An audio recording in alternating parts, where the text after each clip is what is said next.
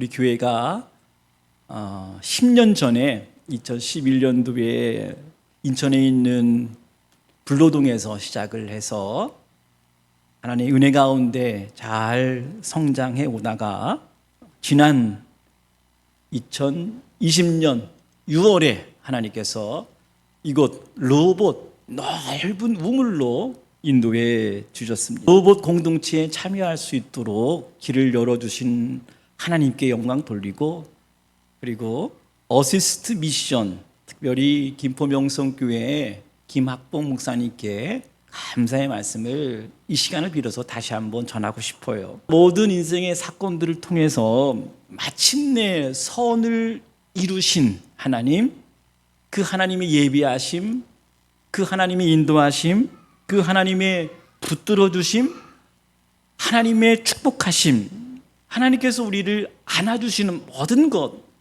다시 한번 섭리였다라고 고백을 합니다. 27살의 목사가 되어서 27년째 목회를 하면서 교회의 본질, 교회의 사명에 대해서 제가 얼마나 많은 설교를 했겠습니까? 한 주간 제가 어떤 메시지를 전해야 되나 고민하고 생각하다가 아무래도 교회에 대한 메시지를 나눠야겠다 하는 생각을 하게 되었습니다. 현재 코로나 상황 속에서도, 그리고 코로나 이후에 어떠한 시대적 상황이 변할지라도 성경이 증거하고 있는 교회의 본질, 또 그것을 위해서 우리가 함께 세워가야 할 우리 샘솟는 교회의 비전을 함께 나누는 시간이 되면 좋겠다. 신약 성경에 나오는 인물 중에서 교회에 대해서 가장 잘 증거한 인물이 누구라고 생각하십니까? 사도 바울 아니겠습니까? 왜냐하면 사도 바울이 순회하면서 교회를 개척해 본 사람입니다. 그리고 사도 바울이 죽고 난 후에 그 교회에 생명력이 있어서 그 교회를 통해서 지금 우리에게까지 만인을 위한 복음의 역사가 나타났습니다. 특별히 바울은 에베소에 보내는 이 편지에서 교회에 대해서 가장 잘 설명을 해주고 있는데, 다른 서신서와는 달리 그 교회의 특별한 상황이 나타나지 않아요. 그래서 보편적인, 아주 일반적인 복음에 대한 성격, 그리고 교회에 대한 본질, 것들을 그 어떠한 서신서보다도 풍부하게 깊이 있게 영적으로 증거해 준 책이 에베소서입니다. 그런데 여러분, 에베소서가 왜 그렇게 교회에 대해서 강조를 했을까요? 에베소서에 나오는 단어 중에서 많이 나타나는 단어 중에 하나가 이방인이라고 하는 단어입니다. 이 사람들은 그리스도 밖에 있었던 사람들이에요.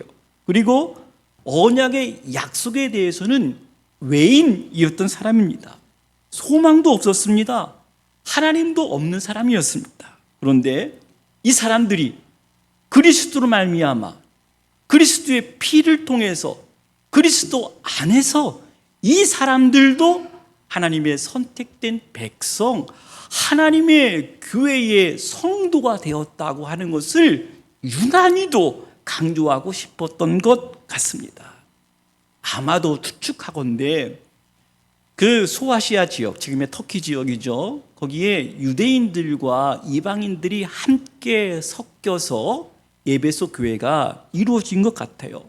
그러니까 자연스럽게 교회 안에 갈등도 있었겠죠. 그러면서 너희는이라고 하는 이방인인 너희들은 하나님의 특별한 계획과 하나님의 선택으로 말미암아 너희들도 하나님의 교회의 한 지체가 되었다라고 강조해 주고 싶었던 것 같습니다. 에베소서는요, 이방인, 바로 너희를 향한 하나님의 구원은 창세전부터 계획되었고 하나님이 창세전에 선택하였고 그리스도의 피로 말미암아 너희들을 구속하셨고 성령으로 너희들의 구원을 인치셨다. 삼위일체 하나님을 찬양하는데 1장부터 그 놀랍고 신비한 그 영광스러운 삼위일체 하나님에 대한 찬양으로 시작을 하는데, 우리 성경에는 3절부터 14절까지 여러 문장이 나타나지만 헬라어 원본에는 그 문장이 그냥 쉬지 않고 끊어지지 않는 한 문장으로 삼위일체 하나님의 구원에 대해서 찬양하는 것을 보면 얼마나 감격스러운지, 마치 오케스트라의 그 핸델의 메시아를 듣는 것과 같은 그 웅장한 구원의 노래를 우리가 에베소서를 펼치자마자 우리가 읽을 수가 있습니다.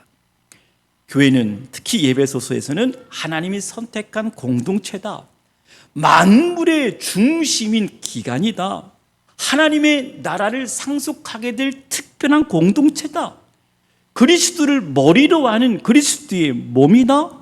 하나님이 거하실 성전이다. 그리고 교회를 그리스도의 신부라 말하고 있습니다.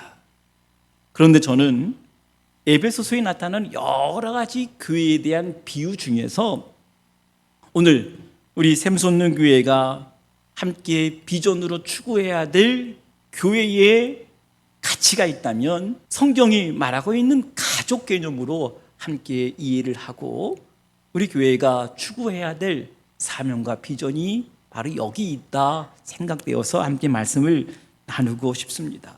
오늘 19절의 말씀에 보면 하나님의 권속이라고 하는 말을 하나님의 가족이다라고 하는 말로 다르게 표현할 수가 있습니다. 여러분, 그리스도인이 되었다고 하는 것은 그리스도인이 되자마자 가족 안에 참여하게 되었다라고 하는 의미입니다. 이것은 마치 사람이 태어나자마자 누군가의 가족이 되잖아요. 사람은 가족 없이 존재할 수가 없습니다.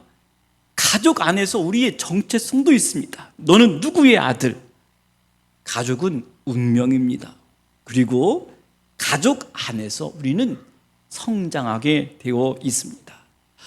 하나님의 백성들을 자녀라고 부르잖아요.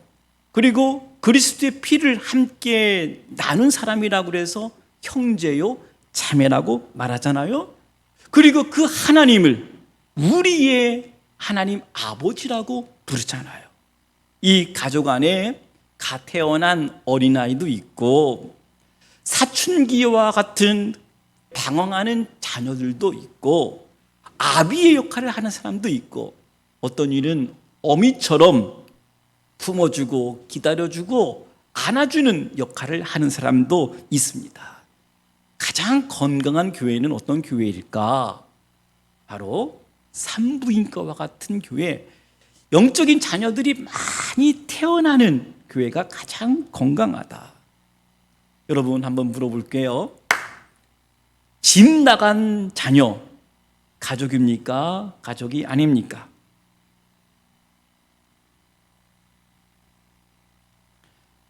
여러분, 병든 자녀 가족입니까? 가족이 아닙니까?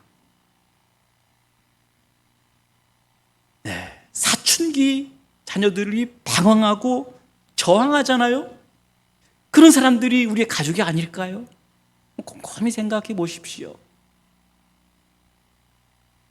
여러분, 우리가 고백하는 사도신경에 단 한 줄로 교회를 설명하는데 거룩한 공교회라고 고백하고 있습니다.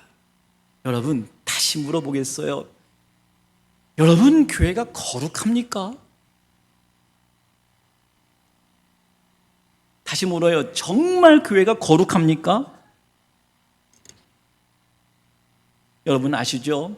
역사상 흠이 없는 교회, 하나님 보시기에 거룩한 교회는 한 교회도 없었다는 것 여러분 아시죠? 사도 바울이 세우고 목회했던 초대교회도 마찬가지. 지금 우리의 현대교회도 거룩하다, 하나님 기준에 맞는 교회, 우리의 현상은 찾아보기가 어려울 정도로 거룩하다 말할 수가 없습니다. 그리고 이 교회 안에 그리스도와 함께 연합되지 못한 사람들이 있다 없다? 있다 없다? 있다. 그런데 누가 하는가? 누가 그 사람이 거짓 신자라고 하는 것을 누가 알 수 있겠습니까? 교회 안에 알곡과 쭉정이는 있지만 누가 쭉정인가, 누가 알곡인가는 누가 판단하십니까? 누가 판단합니까? 우리의 판단의 영역이 아닙니다. 우리는 하나님 말씀을 듣고 성찬에 참여하는 사람, 그 사람을 보이지 않는 교회, 하나님의 영적 가정 안에 들어왔다고 인정하자. 그래서 가족으로 인정하자. 그렇게 받아들여라. 그 판단의 기준을 절 따라서 하세요. 사랑의 판단. 여기에 예배드리는 자들, 함께 참여하는 자들을 사람이 넌 쭉정이야, 넌 거짓됐어, 이렇게 말할 수 있는 자격이 없다고 하는 거예요. 그분께서 그때가 되면 분명하게 감추인 것들을 드러내시면서까지 우리가 드러나게 될 것입니다. 그러나 우리의 평가와 우리의 판단은 안 됩니다. 성도로 여기고 가족으로 여기고 집 나간 자녀들도 내 가족이고 방황하는 자녀들도 내 자녀고 아파하는 자녀들도 내 가정이다 하는 그 심정으로 교회가 품고 기다리고 축복할 때 하늘 가족으로서 우리 교회가 든든하게 세워지게 될 줄로 믿습니다. 여러분, 교회 혐오를 말하는 시대, 아직도 너 교회 다니니? 라고 조롱받는 시대, 교회 때문에 내 인생이 이렇게 변했어, 이렇게 망가졌어 라고 이렇게 실망한 사람들을 향해서 여전히 교회는 거룩하다, 여전히 교회는 영광스럽다, 여전히 교회는 아름답다, 여전히 교회는 하나님 나라의 모형이다, 교회가 소망이다 말할 수 있는 이유가 뭘까? 저는 오늘 본문 안에서 그 답을 함께 나누고 싶습니다. 21절 말씀 보시면 그의 안에서 건물마다 서로 연결하여 주 안에서 성전이 되어 가고, 그 안에서, 그분 안에서 건물마다 서로 연결하여 서로 성전이 되어 간다. 여러분, 22절 말씀 한번 같이 읽어볼까요? 다 같이 시작. 너희도 성령 안에서 하나님이 거하실 처소가 되기 위하여 그리스도 예수 안에서 함께 지어져 가느니라. 성삼위 하나님의 이루신 놀라운 구원의 역사는 죄와 사망과 고통에서, 어둠에서 우리를 구원해 주신 것뿐만 아니라 저와 여러분을 하나님 앞에서 영광스러운 교회, 하나님이 거하실 처소로 세우셔서 우리를 흠도 없고 점도 없는 모습으로 하나님 앞에 세워지도록 오늘도 성령께서, 성령 안에서 우리를 지어가시는 성삼위 하나님의 놀라운 역사로 말미암아 여전히 우리의 교회는 거룩하다, 교회에 영광이 있다, 교회에게 소망이 있다, 교회는 아름답다, 교회는 선하다 말할 수가 있는 것입니다. 에베소서에서 한 말씀 더 말씀드리면 자기 앞에 영광스러운 교회로 세우사 티나 주름 잡힌 것이나 이런 것들이 없이 거룩하고 흠이 없게 하려 하심이라. 교회가 거룩한 이유는 저와 여러분을 선택하신 분이 거룩하신 하나님이기 때문에 그렇습니다. 교회가 거룩한 이유는 오늘도 이 강단에서, 이 모임 가운데 우리를 용서하시는, 우리의 죄를 사하시는 그리스도의 피가 흐르기 때문에 그렇습니다. 오늘도 교회가 거룩한 이유는 성령의 위로로, 성령 안에서 저와 여러분을 어루만지시고 우리를 거룩하도록 감동하시고 우리를 깨닫게 하시고 우리를 새롭게 하시고야말 삼위일체 하나님의 그 고집스러운 기대 때문에 우리의 교회는 여전히 아름답고 거룩하다 말하는 것입니다. 그러나 한 가지 인정해야 될 것이 있다면 이 땅에서 흠이 없이 살아가는 완전한 교회, 완전한 사람은 없다. 청교도 목회자 존 오웬이라고 하는 분이 있어요. 이분은 사람의 그 시험받은 상태를 이렇게 표현하고 있어요. 하나님을 온전히 사랑하지 못하고 하나님의 뜻에 온전히 순종하기 위해 적합하지 않거나 모자란 상태를 시험 들었다라고 표현하고 있습니다. 이 시험은 저와 여러분이 신앙의 여정 가운데 너무너무나 자주 만나는 그러한 요소입니다. 그런데 이 시험이 선한 것과 연결될 때는 이 시험도 유익이 될 수 있다. 이 시험을 통해서 시험을 이기는 능력을 맛보는 거예요.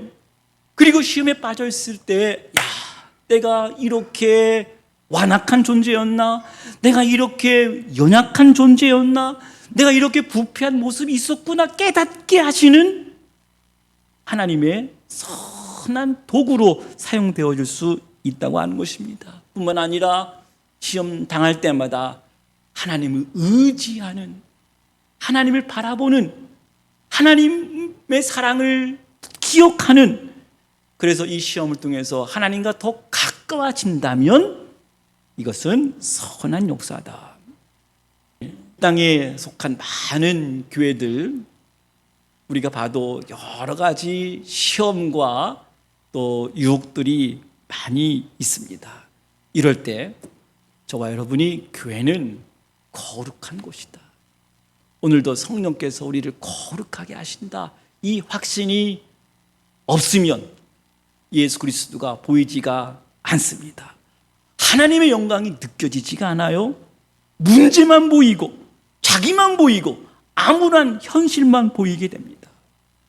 하나님을 사랑하지도 못하고 그리스도의 영광을 보지도 못하고 하나님의 뜻에 순종하고 싶은 마음도 사라지고 더 나아가서 교회를 사랑하지 못합니다. 여러분, 하나님을 사랑한다고 하면서 교회를 비난하고 또 교회를 조롱하는 사람들, 교회를 비판한 사람들 정말 묻고 싶어요. 정말 하나님을 사랑하는지.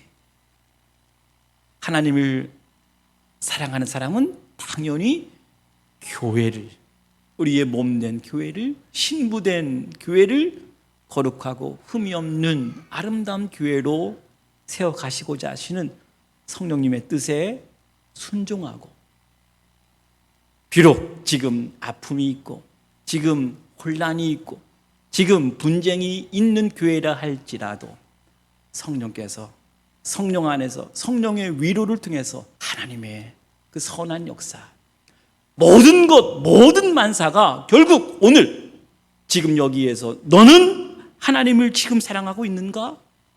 너는 지금 하나님을 의지하고 있는가? 너는 지금 하나님만 사랑하고 있는가? 하는 질문으로 우리에게 도전하고 있어요. 모든 만사를 통해서.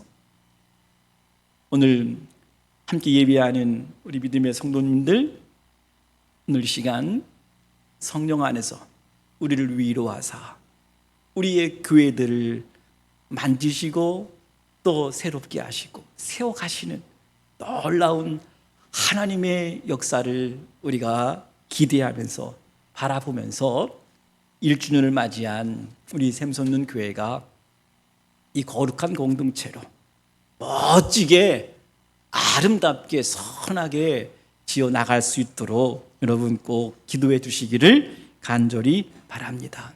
샘솟는 교회가 세워진 지는 10년이 되었지만 지난해 새로운 환경에서 다시 시작할 수 있도록 인도해 주셨어요. 설교 서두에 말씀드린 대로 모든 만사는 하나님이 만드신 작품이었습니다. 하나님의 주권을 인정해 드렸습니다. 그리고 저와 동력자 된 여러분들을 이곳에 보내주셨어요. 그리고 우리의 사역을 위해서 기도하고 기억하고 물질과 또 마음으로 섬겨주시고 돕는 분들이 여러분 함께 동력하고 있습니다.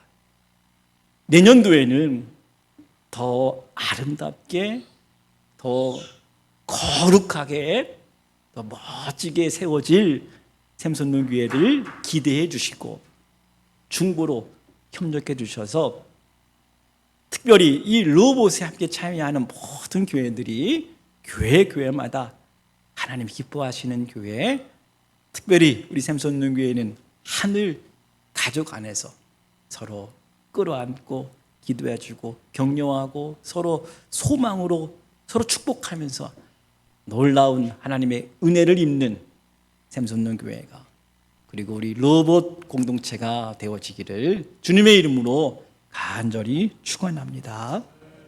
우리 말씀을 기억하면서 삼위일체 하나님, 삼위일체 구원의 하나님을 함께 찬양하겠습니다.